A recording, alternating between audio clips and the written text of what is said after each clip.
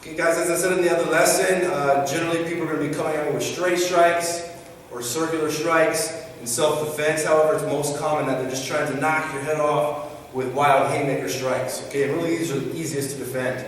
The more committed they are to hitting me, almost the better it is for me. Alright, now, this can work and play out in different ways. If my opponent is taller than me, like Joey is taller than me, it's actually easier for me to do what we call a duck under. I'm going to duck under the arm, and you'll see how I get the rear clinch, and then we'll finish up with a back trip takedown in this situation. Alright, so check it out. So maybe in a self-defense scenario, we'd be here, and he pushes me, and he's coming at me with the haymaker right away and trying to hit me, right? So we'll just kind of play off that a little bit right now. I always want to make sure that when I'm being pushed, that I'm establishing my base in my shield position, because usually a strike's going to come right after, right? So I want to make sure I'm ready for that. I'm going to maintain my shield even as I duck under, because if I do get hit, I want to get hit on my arms and not on my face or head. Alright, so as we're here, he pushes me, bang, base and shield, I'm ducking under. That's all I'm doing. I want to make sure I'm in tight, my shoulder's connected to his body, and once his arm is passed, my head glues to his body, my hand goes around the hip, and I start to follow behind. Boom. So now I go all the way behind him in the rear clinch position. My hands are just wrapped around his waist. The important thing is that my hips stay close and that my head is in the right spot. So if I'm looking towards you like I am right now, I want to make sure that my ear is on the far side shoulder, like this. Okay, so if he throws his elbow now, it can't reach my head, it can't reach my face. If I have my elbow here, or my head here, and he's throwing elbows, it can hit me. And if he throws with the other elbow, it's just the soft part of his tricep on the back of my head, but there's really no separation to even get any power in that, you know. So I don't feel anything that's going to cause any kind of pain or bother me in any way. So my head should be ear on the far side shoulder, looking across the back, hands around the hips, and my hips are nice and tight. And that's the position we want to be in. Okay, so let's see to the clinch once again. So off the push, we're here, he pushes me, I duck under, grab the waist, follow around, pushing with my head tight, follow around, right here. So ear goes to the far side shoulder, hands around the hips, hips in tight. It's important that I catch his body with this hand right away. So when I duck under, if we're here, and I don't catch his body right now, he's going to move behind me, alright? When I catch his body, right here he tries to move somewhere, boom, I follow. If he tries to back away, I can stay connected and still follow. So I need that hand right away. I'm working with that arm and my head together until I can get my body and second arm around. So that's an important note. Arm around the hip, head pressing tight. That's my clinch immediately, alright? So now when I get behind, I'm going to do what we call back trip takedown.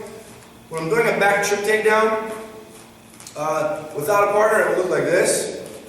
I'm basically going to trip him and throw him over my leg, right? And to do this properly, I want to be able to use my weight and not my strength. So in order to use my weight, I have my clinch from behind. I'm going to step with, let's say I step right now with my left leg. That means I'm tripping him with my right. So I'm going to step and squat on my left leg, turning towards the right leg, toes go up.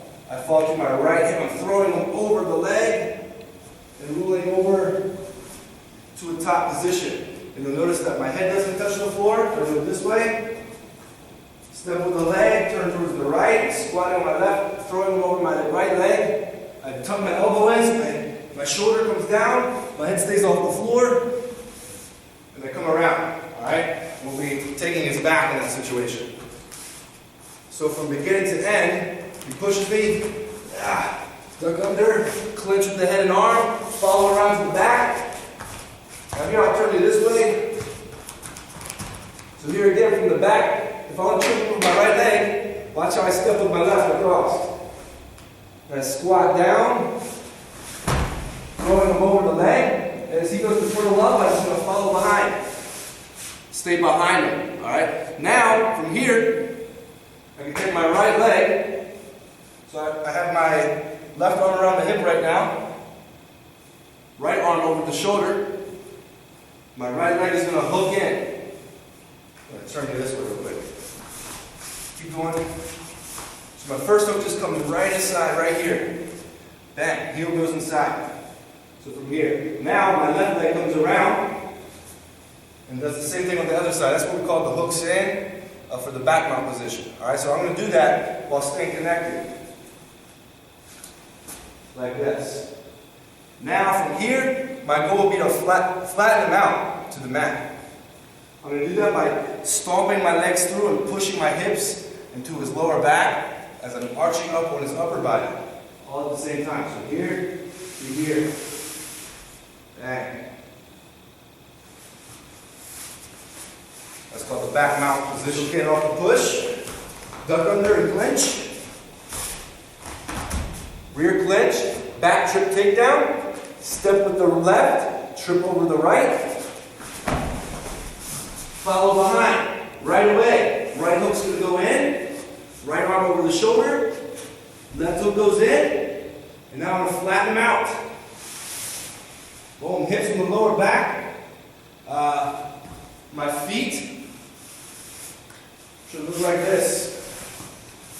Sole to sole. Alright, feet, heels together, sole to sole. Like a butterfly stretch, so in the end, I'm flattening out right here like that.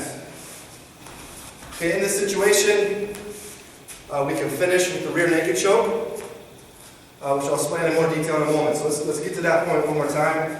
I'm going to do it a few times. So we're here.